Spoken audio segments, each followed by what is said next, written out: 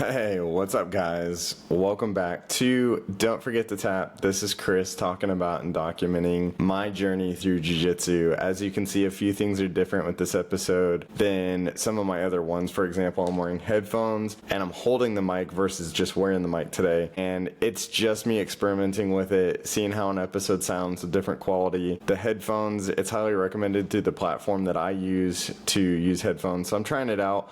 I don't like wearing headphones in episodes, but I will say it's kind of nice canceling out the noise for me. I know the microphone does a decent job of that, but sometimes it is nice just being able to only hear myself and not having to, worry about the sounds around me and everything. And then the other piece with the microphone is I'm holding it because, as you can tell with this guy over here, I like to fidget a lot, and also I think the audio just sounds better. So anyway, on to the jiu-jitsu.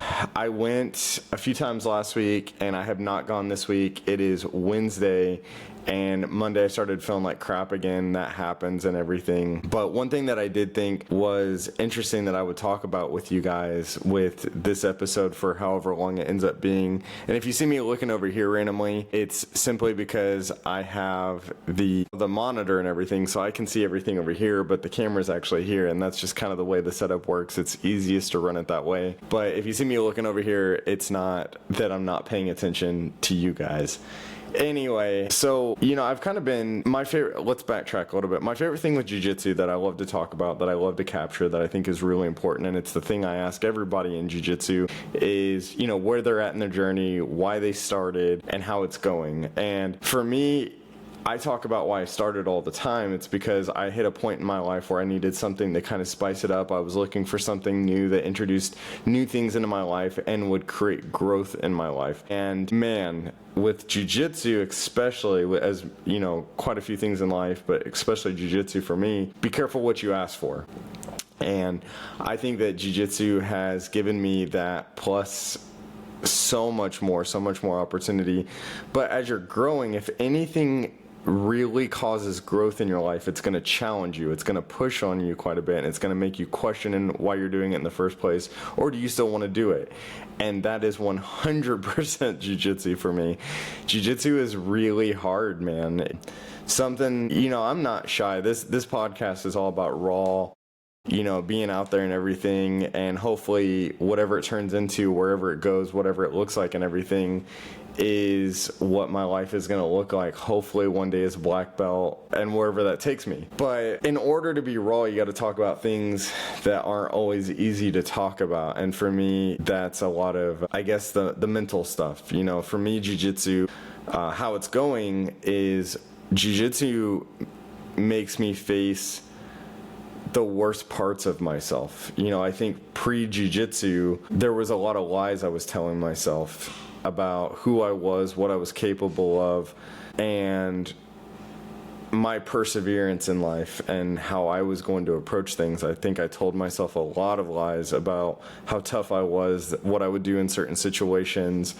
And I think people do that all the time. I don't really think I'm that unique when it comes to, I guess, that conversation with yourself. And the other part of it too is I think jiu-jitsu kind of took me in a point in my life where I was already kind of at a low, and it exposed these uncomfortable things that I have within myself, these insecurities, these observations, whatever you want to call them. I would call them insecurities.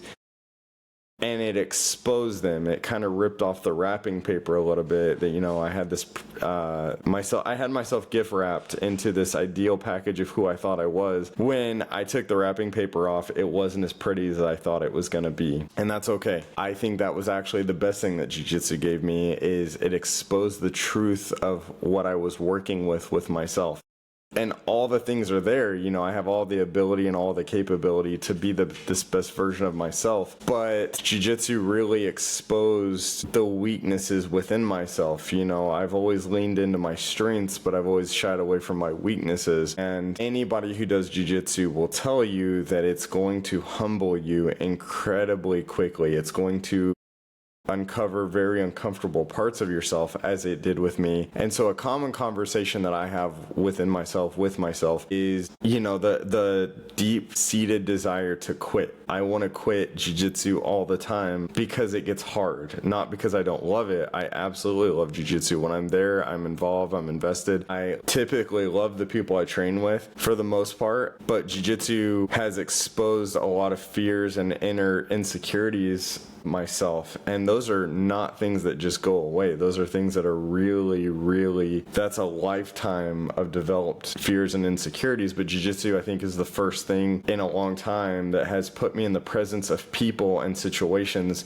that make me confront those insecurities and those weaknesses. To give you an example, the fear of not being good enough. I have a chronic fear of not being good enough in my life, and jiu-jitsu put me in that arena where I'm simply not good enough as is, but I can get there. And I know I can get there because there's a process to get there. There's years and years and years and years and generations and lifetimes of effort put into how jiu-jitsu can turn you into the version of yourself that is good enough. But you're never going to be good enough if you're not good enough for yourself. And even, I think, as many black belts I've heard say before, is their training began when they put on their black belt, not they hit this finish line. And that creates kind of another line of effort for jiu-jitsu and the people that do it is, are you training to get a black belt, or are you training to get better? And I think when I started jiu-jitsu, I didn't know it. Any knowledge of jiu-jitsu is that I think I was training to be a black belt, to say I was a black belt, to be able to go in a bar and be like, don't mess with me, dude, I'm a black belt, whatever that conversation looks like. But then the realities of jiu-jitsu hit,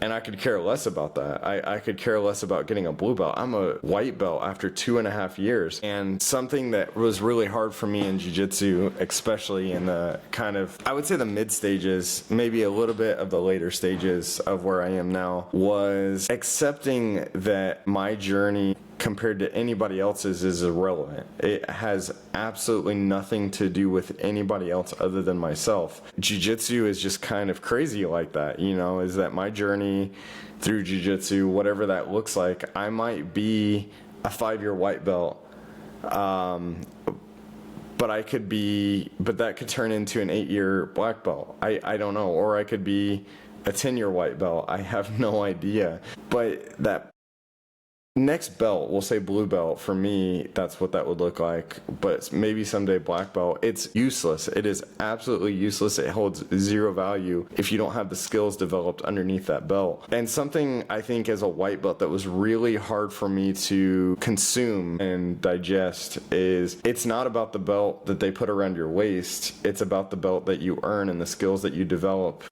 into that process. I think that a lot of people struggle with that. I think that a lot of people set out initially in jiu-jitsu to get a status. And so coming back to the conversation of uncovering insecurities and uncomfortable conversations, is I initially approached jiu-jitsu looking for a status. I wanted to be able to have something to hang on the mantle. But what I took away from it was so much more than that. It was the lifetime commitment of bettering myself. And it's gonna make you suck at things. And I think that anything that makes you suck at something and doesn't allow you to just come in and be good at it from day one is going to make you have very uncomfortable conversations with yourself. And it's gonna put you in a place where you're gonna get humbled by people that you would normally think have less experience than you, aren't as good at you as you in certain things. But these jiu-jitsu athletes and martial artists come from all walks of life. And what that means and what that looks like is somebody that weighs 100 pounds less than you,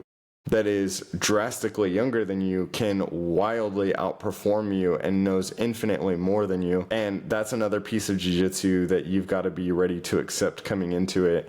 That's never really been a hard conversation for me, taking advice from people younger than me or anything like that, really. Or yeah, we'll leave it at that. But it's tough for some people. I think it's really hard for some people, especially people that are a little bit older in life, maybe come from roles that are, where they're the manager, where they're the CEO, CEO or they're the owner, whatever that looks like. Having to be humble like that is pretty tough. And I understand why, right? I come from a military background where experience comes through many, many years of hard work and effort with a little bit of luck, to be honest with you, but a lot of grit. And jiu-jitsu is kind of like that, but I don't think there's a lot of luck in jiu-jitsu. I think there's a whole lot of grit. And typically in my life, I've talked about this before with jiu-jitsu, is I have a habit of quitting things. I have a habit of walking away from things the moment that they get hard and expecting to have good results. And that makes zero sense, but that's the way that my life has run so far. That's what I've put in and walked away from. And the military was the first thing that I committed to when it got tough. Jiu-jitsu is the second. And I think very few things present themselves in your life in that fashion, in that order, and give you those unique set of challenges. And I love both of those things for that reason.